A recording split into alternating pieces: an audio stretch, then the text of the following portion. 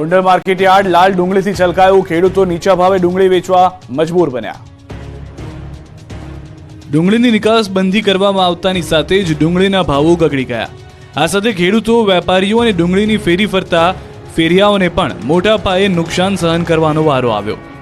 જો કે ડુંગળીની નિકાસબંધી સામે ખેડૂતના વિરોધ વચ્ચે ગોંડલ માર્કેટયાર્ડમાં ડુંગળીની અઢળક આવક થઈ। ગોંડલ માર્કેટયાર્ડમાં સત્તાધીશો દ્વારા ડુંગળીની આવકનો પ્રારંભ કરવાની સાથે જ યાર્ડ ડુંગળીથી ઉભરાઈ ગયું। માર્કેટયાર્ડમાં એક જ દિવસમાં ડુંગળીના 70,000 કટ્ટાની આવક થઈ। દ્રશ્યોમાં જોઈ શકાય છે કે માર્કેટયાર્ડ ડુંગળીથી ઉભરાઈ ગયું છે।